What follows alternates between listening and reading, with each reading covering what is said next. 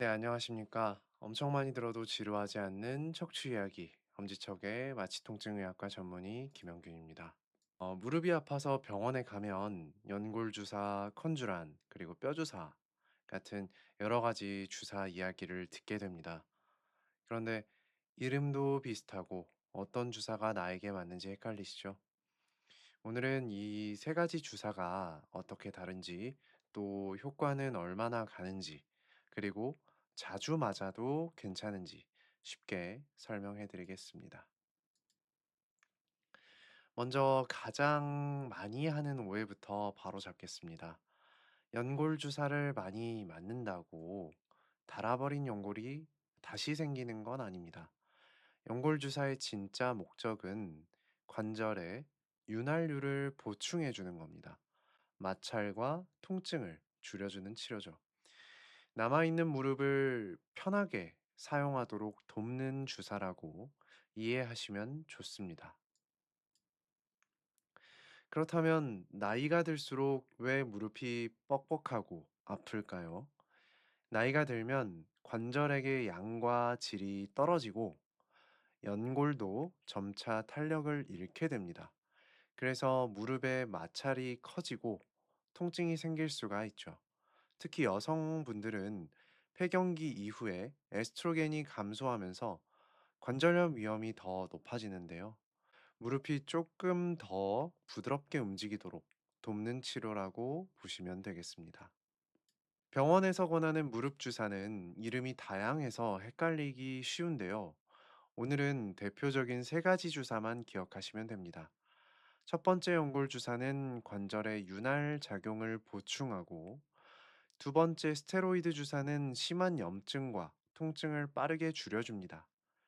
세 번째 DNA 주사는 관절의 마찰과 통증을 줄이는 데 도움을 줍니다. 어떤 주사가 무조건 더 좋다, 이런 건 없어요. 무릎의 염증 정도와 관절염 상태에 따라서 알맞게 선택하는 것이 중요합니다. 연골 주사는 제품에 따라 한 번만 맞는 주사, 그리고 일주일 간격으로 세 번 맞는 주사가 있습니다. 한 번 맞는 주사 시노비아는 병원에 자주 오지 않아도 돼서 편리한데요. 맞고 나서 하루 이틀 정도 더 뻐근함이 느껴질 수 있습니다. 세 번 맞는 주사는 방문이 번거롭지만 매주 무릎 상태를 확인하면서 치료할 수 있죠.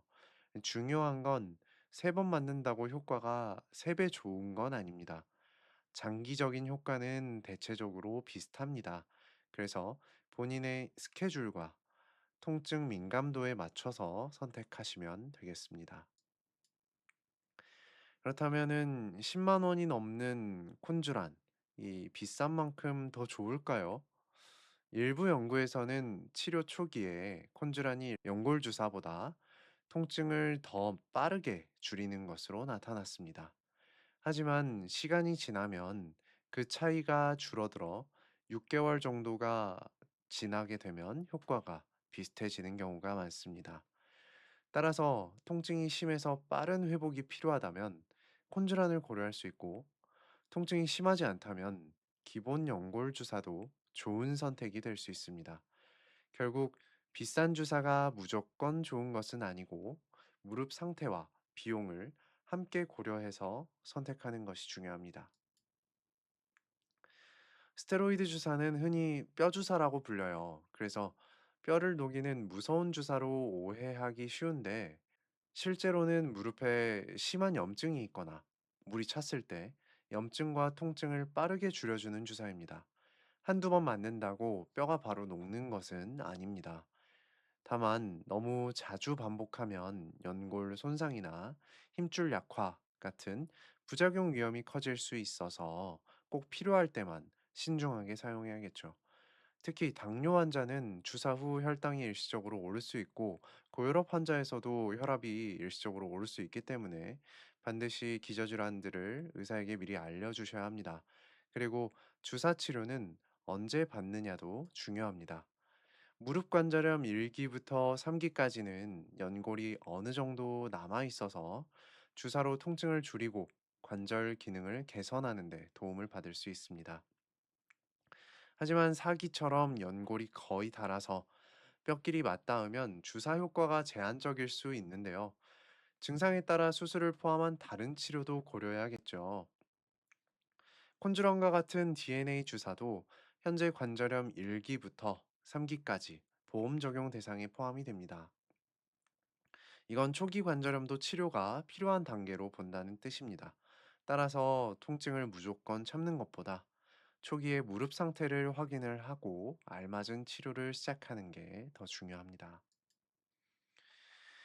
관절염 사기라고 해서 바로 인공관절 수술을 해야 하는 거냐? 그것도 아닙니다. 통증이 심해서 걷기나 일상생활이 어렵고 다른 치료로도 좋아지지 않는다면 수술을 고려할 수 있겠죠. 인공관절의 수명은 사람마다 다르기 때문에 나이, 그리고 통증과 무릎 기능, 또 하체 밸런스 등을 보고 수술 시기를 결정을 하셔야 합니다. 줄기세포 치료는 연골이 일부 남아있는 2기에서 3기 환자에서 통증 완화에 도움을 줄 수 있습니다. 중요한 건 무조건 수술을 미루는 게 아니라 현재 무릎 상태에 맞는 치료로 내 관절을 최대한 오래 사용하는 게 중요합니다. 비싼 주사를 맞았는데도 관리가 잘못되면 효과가 오래가지 못할 수 있습니다. 특히 통증이 심한 시기에는 등산이나 계단 내려가기를 피하는 게 좋습니다. 내려갈 때 무릎에 부담이 크기 때문인데요.